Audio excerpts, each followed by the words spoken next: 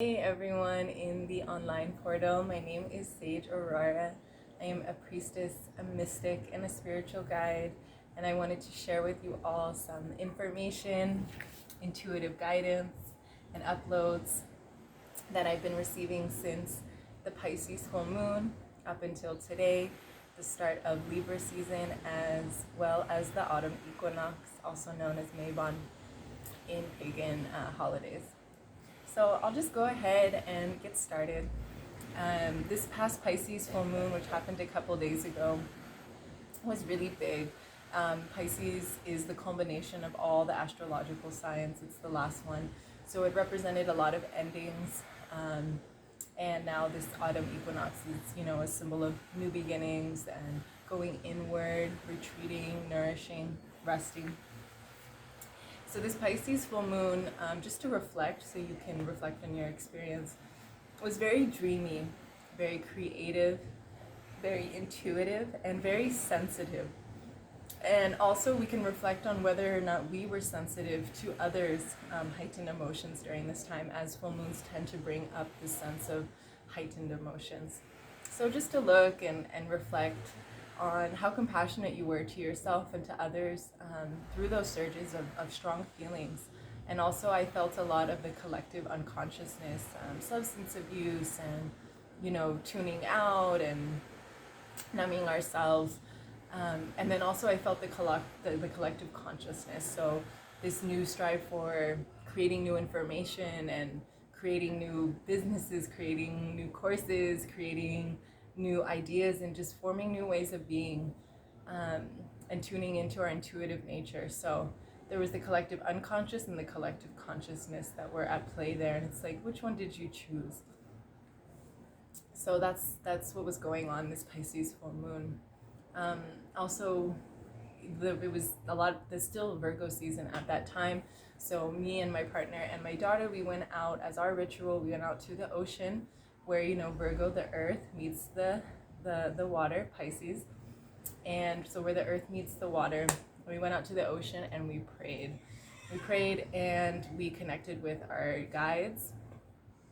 At this time, a couple of days ago, Neptune and Pisces Neptune and the moon were conjunct, both in Pisces, and Neptune is the ruler of Pisces, so it even heightens this very otherworldly, this intuitive, dreamy, opening up to connection with the higher realms and our guides.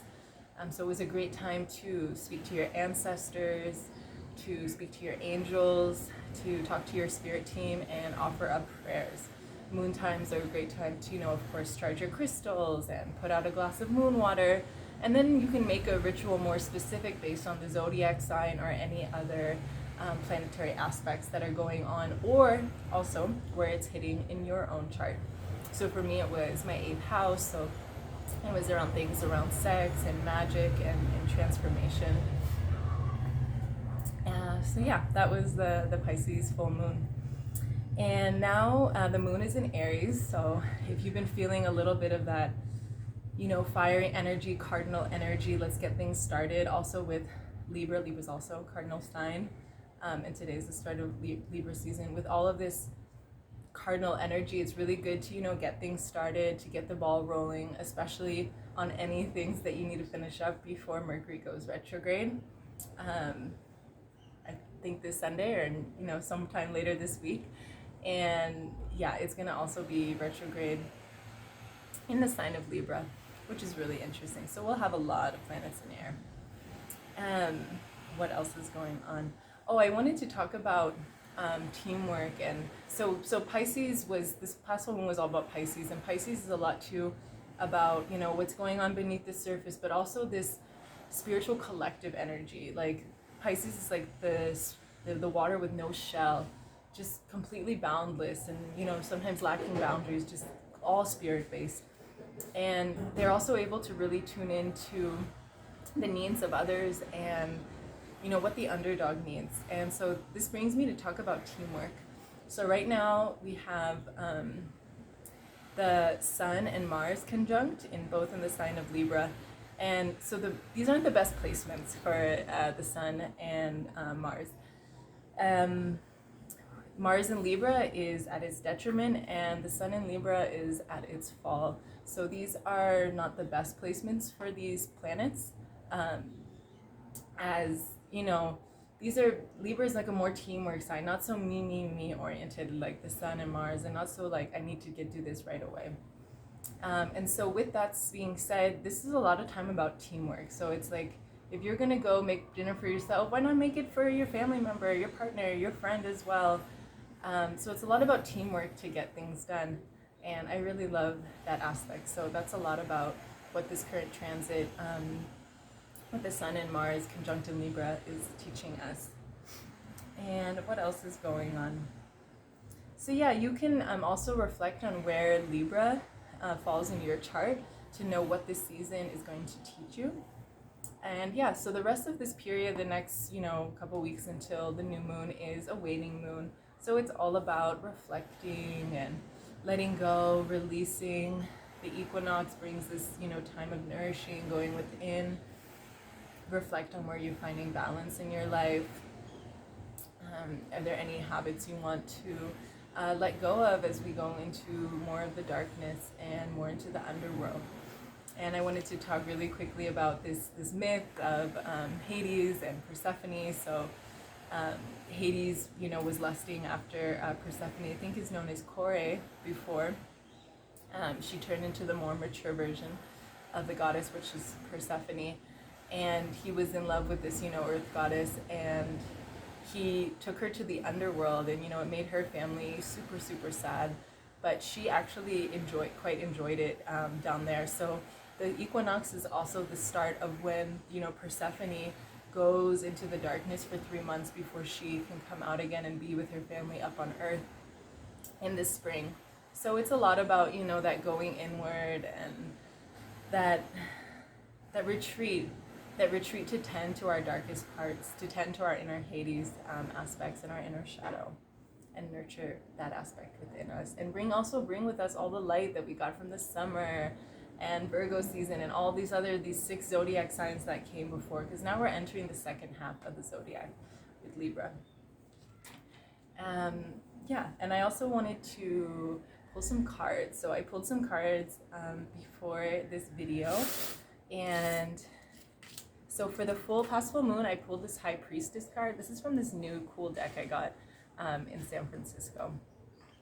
And yeah, so this full moon was also about, tapping into your dreams. Like I said, this Neptune portal was really open. And I got this Alchemy of Your Dreams book also when I was visiting the Bay Area. Now we are back in Mexico. And this High Priestess card really spoke to me about, prioritizing our spiritual practice and our spiritual life and our inner world just as much as we prioritize, eating and, walking and spending time with our loved ones. Like really prioritizing this aspect of our life. It's not always easy to tune into our inner world, but the more we practice it and we make it a daily effort to, start a new dream routine or really hone in on our spiritual practices, our inner life becomes so rich, and we really evolve into that higher priest or priestess role within our community, within our society. So yeah, I can't recommend, not necessarily this book. This book is a great one, but there are so many courses, and you can just even look it up, how to start lucid dreaming, and I've been really, good with recording my dreams lately, and it's been so helpful. They're just getting deeper and more full of symbolism and richer. And yeah, to be able to interpret your dreams, how cool is that? And to use it as another tool to kind of tap more into our instinctual nature, or whatever we've been suppressing, and allow it to come to the surface, and use it as another tool for transformation. So this High Priestess card is all about that, prioritizing your spiritual routine and your spiritual practices. The next card that I pulled is the Queen of Coins. So the Queen of Coins, and I pulled this one, I think, specifically for the equinox. And this one is all about your intuition, leading a new trend. So if you see in this card, she is this woman, and she's holding a coin, and she's kind of taking a step forward. So it's all about embracing your unconventionality, knowing that you may think something's weird at first when you first start doing it, but maybe it's going to be like the next new trend. So really having confidence in yourself. Also, she's very generous, the Queen of Coins, very abundant, and all about sharing her gifts with others, like selflessly. So it's about being like that spiritual leader in your community, and yeah, being really selfless as well. And also knowing how to treat yourself well. So it's like she knows when to be selfless, and then she also knows how to treat herself well. And the Queen of Coins, everyone really admires this energy for those who are really good at taking care of themselves. And I feel like I can be like that. I go to a lot of therapy. I have a lot of spiritual routines that I do every day, and I get a lot of massages, and I've had that reflection from friends and lovers, is that I take care of myself really well. And so that is, I really do it so that I can show up more clear for my friends and for my family, and also being true to myself, so I can be abundant and be generous with my resources, because I'm generous and abundant within myself first. The next card I pulled for Libra season is the Six of Wands. So the Six of Wands, if you can see, she's taking action, she's taking her wands, and she's like kind of going forth. And this is all about bringing our most burning and passionate desires to the surface, no matter what the social consequences are. So if you have like this new idea for this tarot card deck, or this new book you want to write, or this new course you want to come up of, and it seems a little bit different, or no one's, you've never heard of that yet, just do it. Salir tus dudas. This is the abundance card that I also pulled. Leave your doubts and just go for it. If something brings you a little bit of nervousness, one of my friends always says this is excitement in disguise. And yeah, so just leave your doubts at the table and clear it out and start a new chapter. Do what it is that you've been wanting to do. Tune into your desires and take action on them. And that also might be, since I also thought of it was in theme with the equinox, is also going inward and allowing yourself to rest, if that's something that has been a huge desire of yours, to give more time and energy to nourishing yourself and nourishing the people most around, the people closest to you. This is a very inward time, very time of reaping the harvest. So some rituals for this time.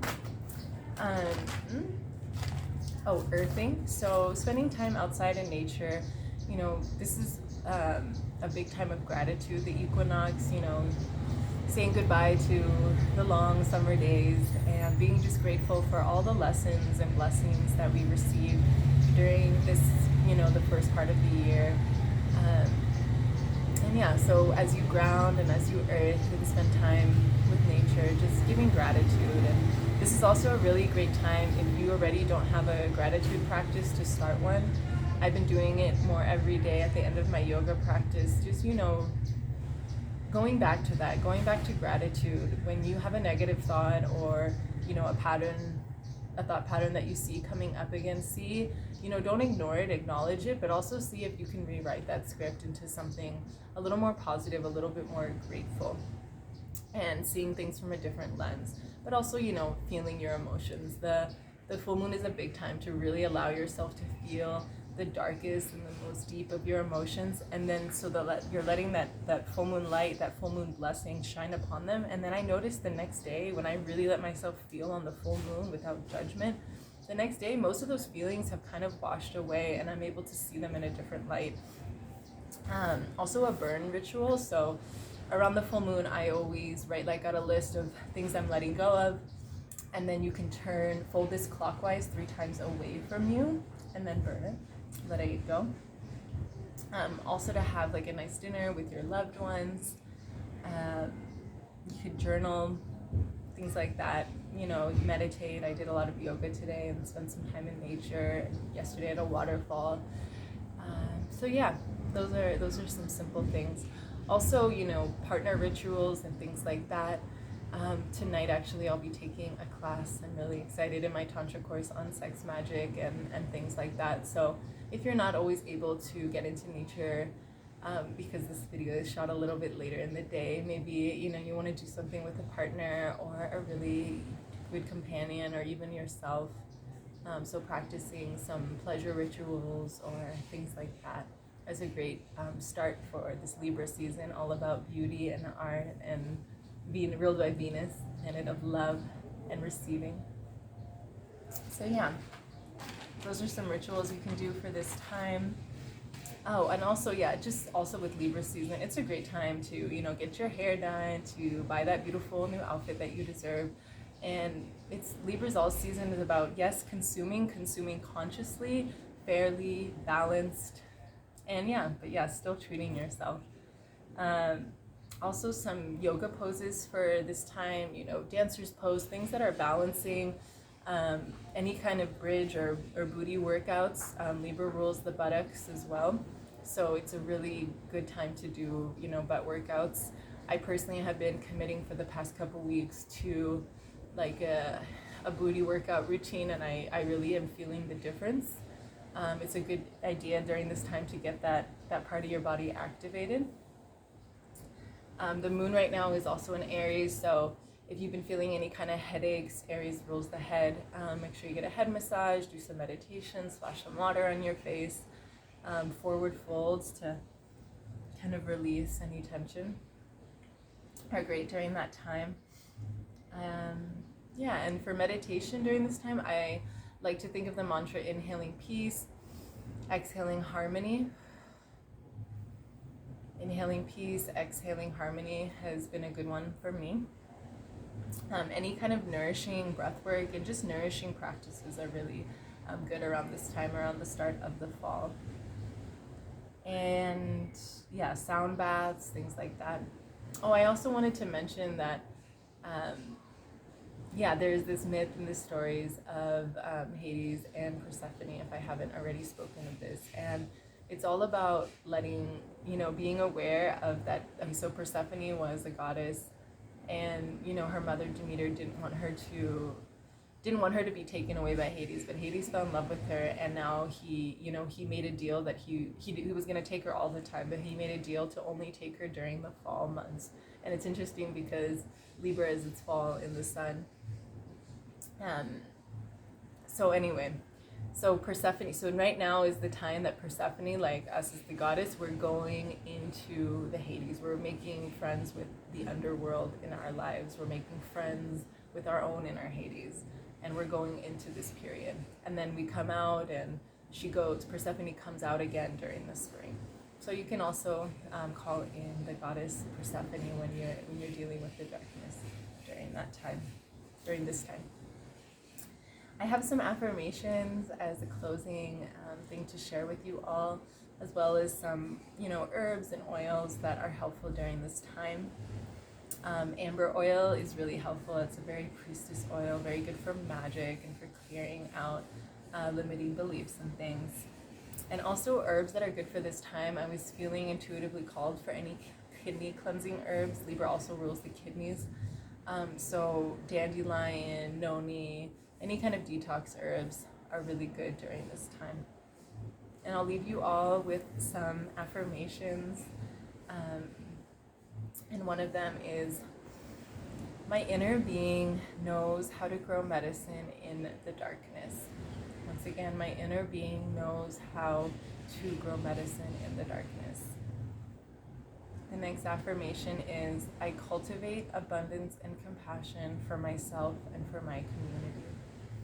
Once again, I cultivate abundance and compassion for myself and my community. The third affirmation is, I nourish my roots and allow my unconventional nature to rise. Once again, I nourish my roots and allow my unconventional nature to rise. And the final affirmation, this one came to me and I was doing some breath work before this video, is, I know how to pray, to slay, and to play. Once again, I know how to pray, play, and slay. Anyways, everyone, thank you so much for tuning in with me. I'm coming at you live from the coast of Mexico. My partner, my daughter, and I are on vacation at the beach. And yeah, if you're interested in readings from me, astrology, or any kind of spiritual guidance, I will be starting work again in the next month, or starting next month in October. So you can feel free to reach out for me for sessions. I'll be seeing some old clients first, but you can get on the wait list or book a little call with me to see if you want to work with me. I'm really excited to start going back to work and offering in this way. So yeah, and also if you're in Tepoztlán in Mexico, I'll be teaching astrology yoga and all kinds of things. And I also sell bone broth and all this kind of stuff. So just message me if you're interested in my offerings. If you're in Mexico, and online I do sessions and guidance and all things like that. Anyway, thank you all so much. I hope you all have a wonderful equinox. Make sure to pray, to play, and nourish yourself. Allow this time to just go inward and be and see what it is your body needs. And a good question I like to ask during this time, if you're doing any kind of divination work, is how can I balance my energies? And as the waning moon comes, what can I let go of during this time so that I can really bloom again when the spring comes? What cords need to be cut this winter? Anyway, thank you all so much for tuning in and for listening. Blessed be.